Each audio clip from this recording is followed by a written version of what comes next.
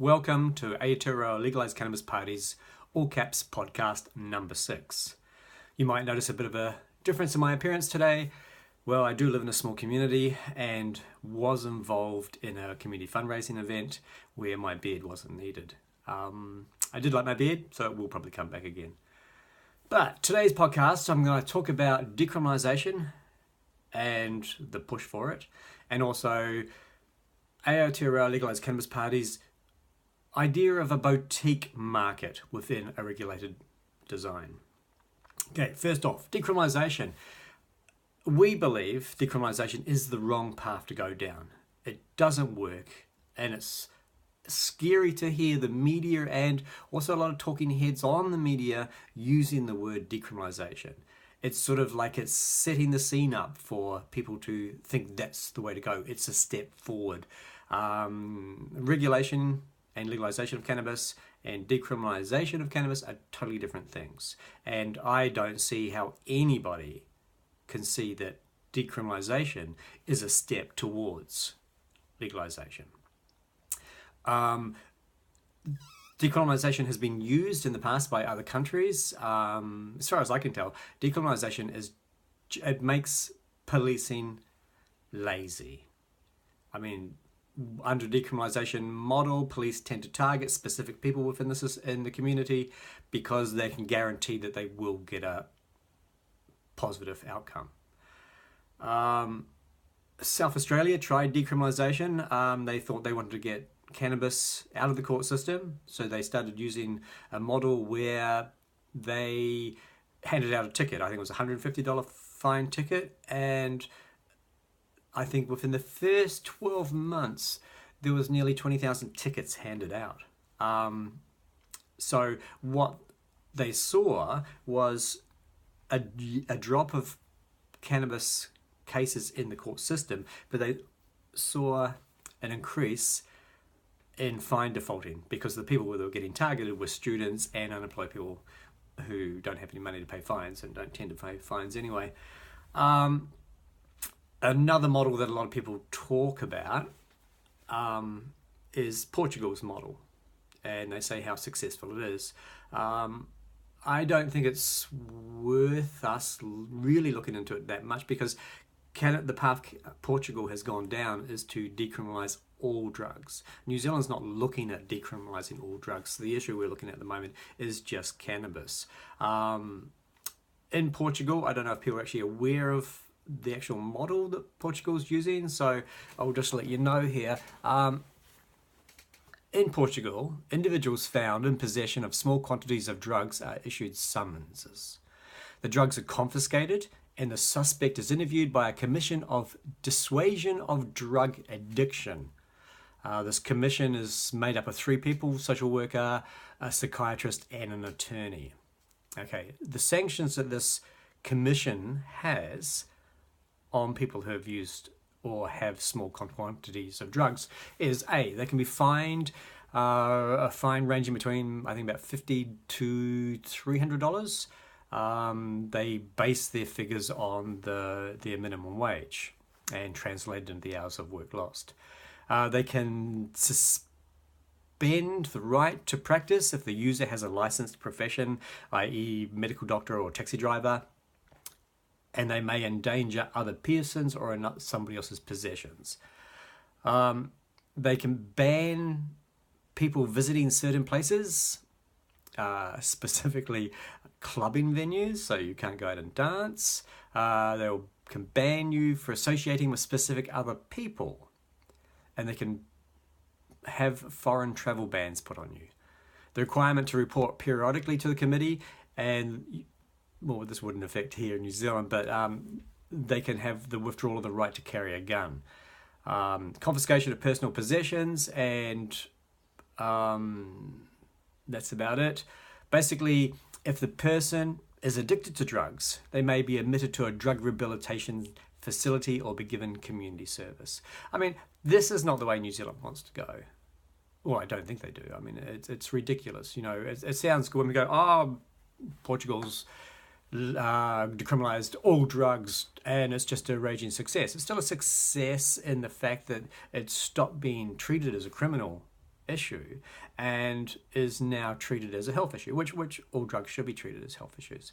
But people are still being punished, and people are still being sidelined within the society. ALCP strongly supports legalisation of cannabis under a regulation model. We don't support a free-for-all. We believe that cannabis has impairment, so it needs to be regulated. It needs to keep people who need to be kept safe. Simple as that. What we, the party, would like to see in any regulation model put forward is a clause for a boutique market. How we see the boutique market system working is that if you're an individual, you could purchase a license to cultivate cannabis. One would hope that the license fee was not large. There's no reason for it to be large. I couldn't see it be more than $30, $40 for a license. And that license would allow an individual to cultivate cannabis to sell to a licensed outlet. If under a regulation model, if you're just a normal person and you just want to grow some cannabis just for yourself to smoke and smoke with your friends, there's no license needed. It's just an accepted thing. You can do that. But if you want to sell your product, you wouldn't be able to sell it to anybody who comes and knocks on your door. You could only sell it to a licensed outlet. Some of the benefits of this would be to be keeping non-mainstream cannabis strains, the rarer varieties, still alive. Under a regulation model, it will be legal to be able to import seeds. So any strain of cannabis will be available. But as we know, during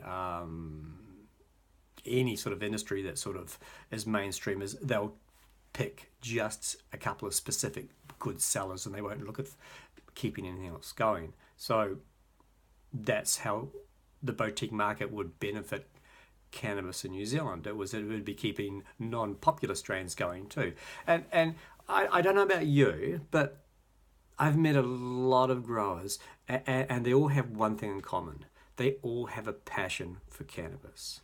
And I know that a lot have a fear of a loss of income, a lifestyle, if cannabis is legalised. But under this boutique market, those individuals can continue doing what they're doing. If they're producing a good product, if they're doing it the right way, then their product's going to have a market. So they can keep their lifestyle and keep their income that way, but just do it legally. Pay the tax, guy. That's all we're asking you to do, is pay the tax. Don't be a criminal. Because tax comes back to us, the people. Well, it should do anyway. If politics work properly, a lot of that money should be coming back to us. And in ways it does. So I have no qualms about GST and tax. I don't think that cannabis will be able to be taxed as heavily as tobacco, because the excuse for the heavy taxing of tobacco is the harm that tobacco does. And we know that, nearly 4,000 people New Zealanders a year die from tobacco-related illness. And no one dies from cannabis. So I can't see a tax being that high. What else could we... My biggest support of a boutique market is the fact that when I go campaigning around the South Island, and I go to small communities, and I see that a lot of small communities in New Zealand do it hard. The economy's really strapped back. Businesses never do really well. Sometimes when you go to areas where there's a strong cannabis growing area, you'll find businesses do well because cannabis growers pay their bills because they have money. But the thing with a boutique market is if somebody's growing cannabis in a region, and that cannabis is being sold to that region, then the money stays within the community. And I think rural centres need to have a good, robust community. economy, and cannabis could help a lot of those small towns. Growers can grow, they got a license, so it means that they can sell to an outlet within their town. If they have really popular strains and there's demand for their quality of cannabis, maybe they can sell it to other outlets in other parts of the country as well. But it keeps the money in the community and it keeps that money flowing, and that's what it's about. ALCP is not just wanting to get cannabis legalized so we can just be stoned. We see the benefits that the plant has to offer, not only as a recreational social drug, but for medicinal and for industrial. And we just see the country booming and benefiting by making this move. So what I'm asking people is, when you hear people talk about decriminalisation, correct them. So no, sorry, decriminalisation is not the way we want to go. Decriminalisation is a dead-end street. All it does is just takes the load off the judicial system. And they'd love that. But they're the only ones who benefit from that. People get sent to addiction clinics to get off cannabis, even though cannabis is not an addictive substance. I will admit that it is habitual, but it's not addictive. And you have to be clear on that point. People who go to these centres to get cannabis treatment is normally because they're a student and they're at a school and they have to look like they're changing their ways, and also normally young white men who get caught with cannabis tend to get put into these treatment centres before court to show the magistrate that they've learned their lesson, they're moving on, they're changing the direction of their lives to lighten their lesson. But yeah, most people don't really need addiction treatment for cannabis. Like I said, it's more habitual than addictive. So please spread the word. Let people know that a referendum's coming up. Let people know that regulating and removing cannabis from the Misuse of Drugs Act is the only way forward. It's positive, everybody wins from that. And not to get tricked into accepting decriminalisation as a step forward, because it's not a step forward. That's what I've got to say today. I've got a few things that I have to do. And I just like people to know that Aotearoa Legalisation Party is not what it's called. It's called Aotearoa Legalised Cannabis Party. And we're here to be your voice. But we do need your support. All political parties beg for money to get by. They don't have a lot of money. And we as well don't. We're a very small party, but we are a strong party because we are not going to give up until this law is changed. And that you can trust. So have a lovely day, and I will attempt to put another podcast up next week. But just remember, two things: decriminalisation, wrong way to go, and that any regulation model that puts forward needs to have a boutique market clause in it. We don't want to see that you can only buy cannabis from some huge multinational tobacco company who's jumped into the market, or an alcohol company who's jumped into the market because they're trying to replace the loss of their own profits of their product. So push for boutique market, talk about boutique market. If you meet a person who's a bush grower who's anti-legalisation, explain how that they would benefit with a boutique market, how they could walk through the street with their head high and know what people are thinking in the back of their mind. Oh yeah, that's that guy who grows pot up the hill. Yeah, that's him. Suddenly you'll become a respectable horticulturalist in your community, and one that's making money. You have passion, you love the plant, share that, pay the tax, be legal. Okay, thank you very much. You guys have a lovely day, and I will see you next week.